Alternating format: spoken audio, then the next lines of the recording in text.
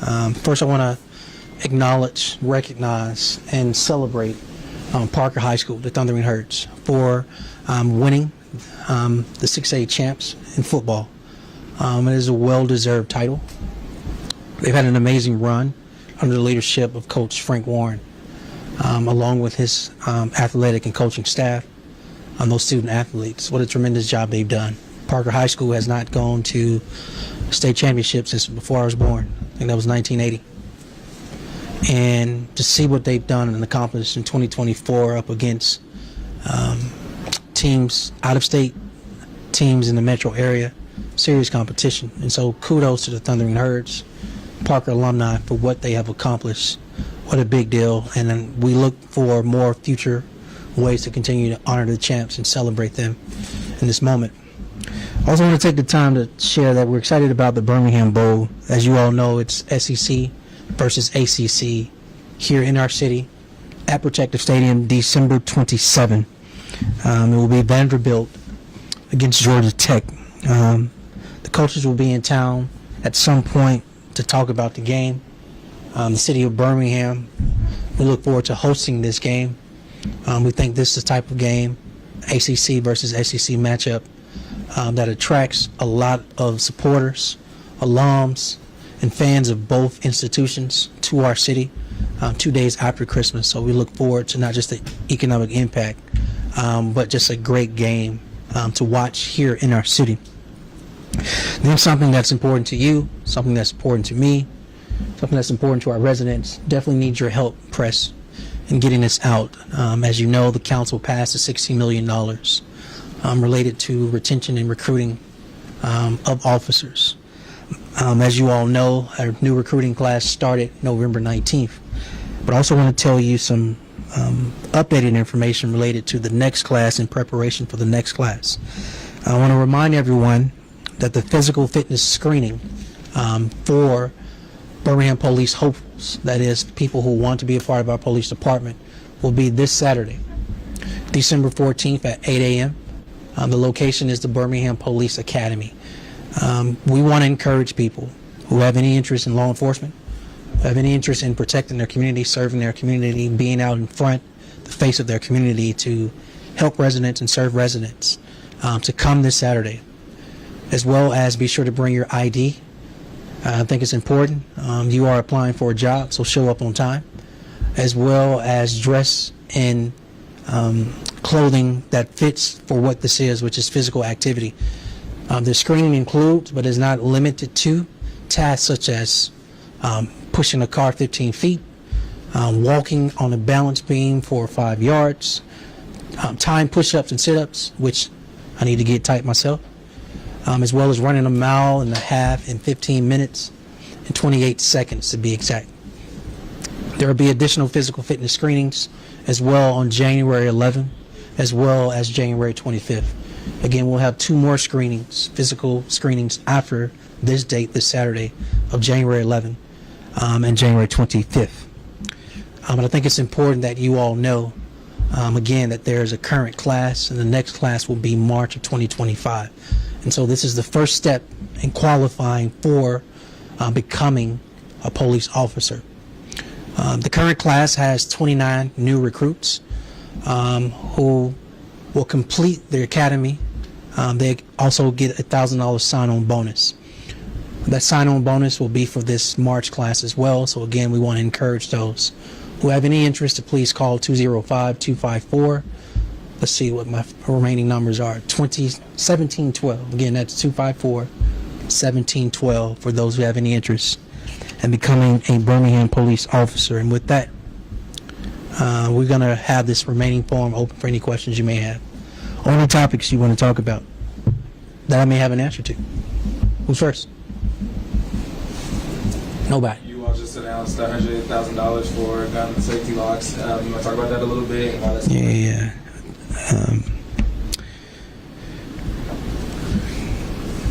I want to say it was last week, we all got the report of a shooting on the eastern side of town in an apartment complex. First thing that came on my screen was the age of the child, and I immediately panicked. And then we got deeper into what happened, looking under the hood of the how, the what, etc. And it's public knowledge. This is not new. We found out that the discharge of that firearm actually came from in the house and is believed to be accidental. I don't care if it's an adult, but I definitely do. Let me say this right. I don't care if it's an adult or a child, but it bothers me more when there's a child that is hurt by gun violence. And gun violence, turns out, comes in all forms. And that includes the discharging of a firearm by accident. Some may disagree with that, but the problem is that's happening at a rampant space too much in our country. Accidental shootings. They are preventable. One of the ways to prevent them is the safety lock. So I'm encouraged by Dr. Darrell O'Quinn by being creative, by being intentional, using his ARPA dollars to allocate in support from the White House, actually, in the Office of Violence Prevention, to address this singular issue of preventing decreasing accidental shootings, particularly as it relates to children in homes, apartments, cars, whatever it may be, getting access to or hold up to a gun, not knowing what it is, pulling the trigger, and preventing them from hurting themselves. In that case, or in some unfortunate cases we've had in Birmingham over the last few years, a child being killed. There have been some concerning videos that have been circulating on social media on 3rd Avenue North. Have you seen those, and do you have a response or comment from the community on them? I do. I actually spoke to the person who made the video because what I did was, one, sit down with the police department, have them view this video recording. Please tell me, our office, is there anything illegal in what we all saw in that video? And that video is of concern to me, it's of concern to the residents, it's of concern to small business owners, it's of concern to any citizen that would see it. And when we peel it back, what we got in that street that's we know is illegal is jaywalking. That sucks. Let me define that word, because I don't want you to run with that sucks. That's not what I mean.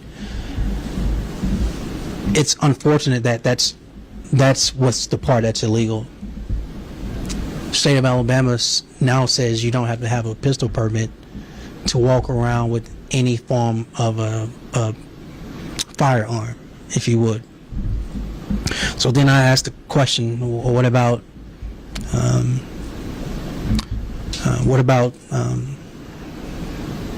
some form of any form of public ordinance that they violated? And it turns out that the people in the streets were not necessarily want to be a witness to anything, because it was two groups who at some point had a physical fight with each other, were separated in an indoor facility where there were no guns. Separated, business make them go about their ways, exit out of separate doors, people go to their vehicles and retrieve guns. Did they commit a crime? That is the ultimate question. Is it menacing? Is it disorderly conduct? Well, it turns out disorderly conduct, there is something that you can say that they cause public alarm. But in order to satisfy that in front of a judge, you need a witness. We couldn't get anyone to say, I witnessed this or it caused public alarm. We got a video showing people in the streets in the middle of the street with guns. Being in the middle of the street with guns in the state of Alabama, the activity in isolation is not illegal. That's extremely unfortunate, based on you and I know after the fact there's alarm. But we need not only alarm in the immediate between anybody that would be physically in that street, but be willing to tell us that, and be willing to tell that in front of a judge, so that we can charge people at the most with a misdemeanor of disorderly conduct. That tells me we got a lot of work to do. There's an immediate issue here. People have to be safe. People need to feel safe. And I don't want to belittle that, and I don't want to ignore that. We need to not only acknowledge that and figure it out. There's been continued conversations with small business owners in various business districts of how to supplant, as well as, what word am I looking for? On top of our beat officers, have officers that you can pay for their service to be stationed in a particular location. I talked to other mayors in other cities, they do it. A lot of other business districts do it. An off-duty officer in uniform, on foot, and or in their vehicle. This is done currently on 2nd Avenue by Foot Patrol. It's done in other business districts. We also encourage small business owners who've had issues in the past to make sure they're in compliance with our ordinances that say they have to have security inside of their building. But I think it's a stretch when we try to make it that business owner's responsibility when it becomes on the street. That being the case, I think it's important for our police to respond and react in the immediate and an appropriate time manner, as well as if they see anyone brandishing a gun in a menacing way, to address that issue right then and there. It's been a little over a month since Councilman Moore was arrested for DUI in a city vehicle. Is there any investigation by the city or planned action regarding that arrest? Well, I heard your question.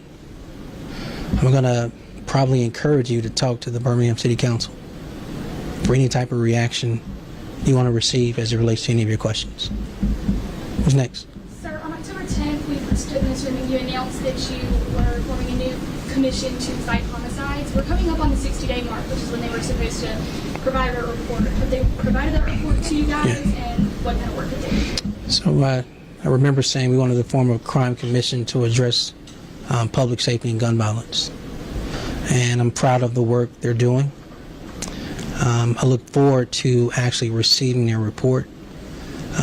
Their report, and at some point, will be in a position to not only be given to me, but to be made to the general public, to our neighborhood officers, to our residents, to our small business owners, as well as to the public, the press, what their findings, their recommendations, and how we move forward. When I get it, I promise you and your colleagues will be the first to know. Who's next? Can you talk about the year-end operation that the Birmingham Police are doing this year? It's a partnership with Jefferson County Sheriff's Office. Have you heard any progress reports on how they've done early on so far? Yeah, I think they're doing a great job. I want to give an acknowledgement to our interim chief, Michael Pickett, as well as always a huge thank you to Sheriff Petway. The truth is that public-public partnership between law enforcement, our sheriff's office here in Jefferson County, as well as BPD, enhancing this closeout year operation as it relates to going after crime, suppressing crime, being more active, as well as being more visible to deter certain crimes against property, whether it's theft, etc., or burglary, as well as crimes against persons. Just a little bit they've told me. It's going well so far, particularly on the visibility end. And I think that alone puts into perspective the whole idea of with more police on the streets, people are less likely to think they can get away with something. During the same day that they announced that closeout operation, they were able to make another arrest in a mass shooting case that occurred, I believe, in Trendsetters Lounge. Can you provide your thoughts on just how critical this is to show the community that arrests are being made in these high-profile, high-impact cases? It's a really great question. I will say this. There's not a day that doesn't go by where I don't think about the victims of crime in our city. Victims of gun violence who were shot and unfortunately killed, as well as those victims who survive and have to live with that trauma, as well as the families who've lost a loved one and have to live with that trauma. It was high on my mind last a week and a half ago for Thanksgiving. It was definitely on my mind as we celebrated with families across the city for the holiday block party. Leading into Christmas, this is the time where those who've lost a loved one, you probably ache, hurt, and crying out the most. So it's extremely unfortunate. And I mention that because one of those victims I went to elementary school with. We've known each other since elementary school. She was a bartender, just working inside. And I would say to her family, I would say to the other victims' families, the other 3 victims who lost their life, I would say to the other 10 victims who survived, that this is a little piece of justice that is well deserved. And what is the police responsibility, particularly as it relates to when a shooting occurs? It is to give every available resource, time, commitment, over and over again, to investigating and bringing some form of justice in the form of making an arrest. And in this case, this quadruple homicide, where there were a total of 14 people shot, I am extremely relieved that an arrest has been made. More so for the fact that I just remember when a detective called me as the person with notice to my family when an arrest was made when my brother was killed. You don't forget that call. And you remember that feeling, that there's a feeling before then worrying about who killed your loved one and how does this person just get to walk around the streets. So when you get that call that that person has been arrested, there is a brief moment, if you would, of some form of justice that brings just a little closure, not a lot, not all, but a little closure to that family. And I would say this, BPD in this year, 2024, with some of the highest violence we've had, or higher than 23, they've had a clearance rate well above 50%. That's on par with the national average. That's good for those victims' families because that is what they deserve. They didn't deserve their loved one to be taken for them. But at a minimum, we need to be busting our butt, giving every available resource to those investigators to be in the best position to make arrests. But it turns out the best way they can do that also is community members coming forward with information because BPD were not there, and put the detectives in the best position to take a shooter, take a killer off the street. Anybody else? On a lighter note. Lighter note. Yeah. On a lighter note, 16th Street Baptist Church received $2.5 million. To preserve that historic landmark. Talk about why it's important for the city and what's your reaction to that. So, listen, Pastor Price, who was the pastor of 16th Street Baptist Church, and Ted Devereaux, who leads so many of the historic efforts to remind us to remember. I'll put it in context. The current chief of police for the city of San Francisco is a Birmingham resident. He's born and raised in Birmingham, Alabama, attended West End High School. At some point in his life, he decided to make policing a career choice, and it led him ultimately out of his home city to eventually become the chief of police of a large city in our country. At some point, probably about 2-3 weeks ago, he brought an entire delegation down and included 2 groups. Officers who had never been to Birmingham, as well as their district attorney's office. Their DA came down with a lot of their assistant DAs. In this conversation of justice, in this conversation of restorative justice, in this conversation of hope, in this conversation of remembering what happened in this city affected America, that form of domestic terrorism on a Sunday morning that took the lives of 4 little girls and injured a 5th little girl, we can never forget. And I think one of the best ways we can honor that is by making sure this historic landmark has the resources it needs, so we can continue to tell that story not only to the nation but to the world, not to just that chief and officers from that city and DA and assistant DAs from that city, but from all around the world. Lighter note. Thank you all so much. Thanks, everybody. We had a committee meeting yesterday, $200K for that's coming from the city also. It's going to go to that same project. It'll go on the full council next week. So that'd be